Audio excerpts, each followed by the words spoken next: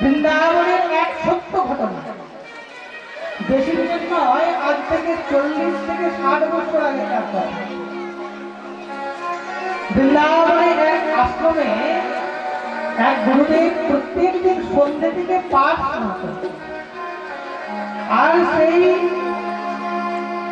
আশ্রমের মধ্যে যে গোয়ালা ছিল, যে মহারাজ গরু দুগ্ধ দহন করতে এবং গরুকে চড়াতে যেত, সেই রাখাল অত্যন্ত সিধা সাজা ছিল, তার মধ্যে কোনো হিংসা পাপ কিচ্ছু ছিল না। সেই গোয়ালা, সেই রাখাল, তাকে সবাই ভণ্ডু নামে জানতো। কি নামে? ভণ্ডু। যাকে যে খুব সরল সরল হয় না, তাকে ব্রজ ভাষাতে ভণ্ডু বলে। এবার সেই আশ্রমের গুরুজি ভগবানের পাঠ শ্রবণ করাচ্ছে, যে ভগবান যখন গাভী চড়াতে যান, যখন গরু চড়াতে যান, তখন তাকে কেমন দেখতে। ভগবানের সেই মাথার মধ্যে চূড়া, তার সেই ত্রিভঙ্গ দেহ, তার সেই পদ্মের মতন চোখ, সেই রূপ বর্ণন করছে।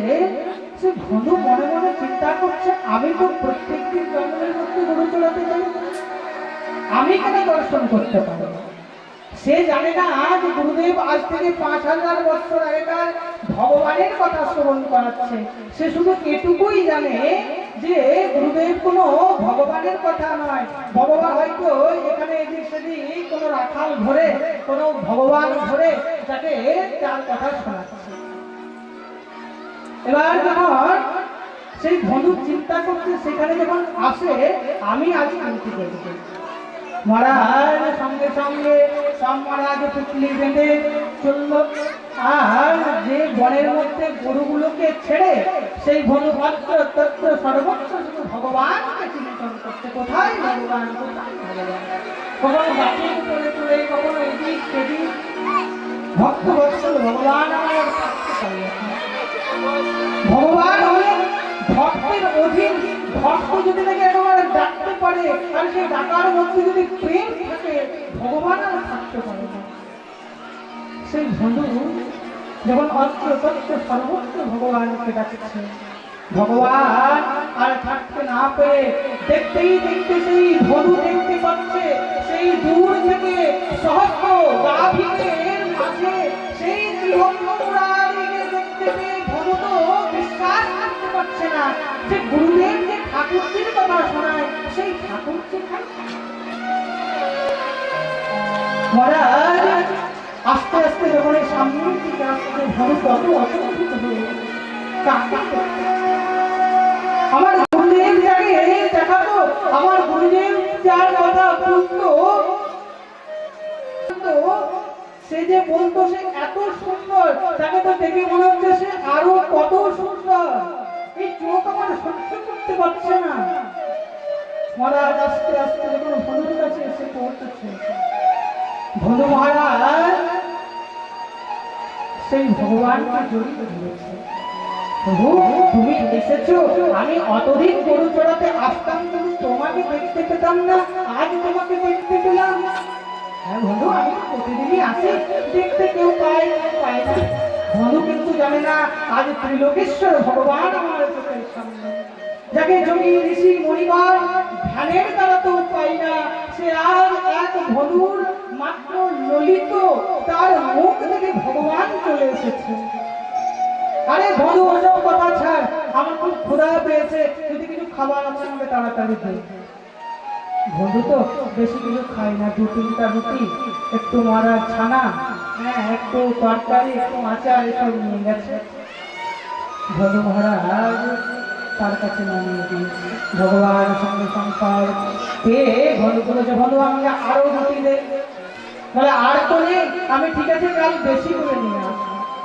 মহারাজ ভোজু পরের দিনে আবার গেল।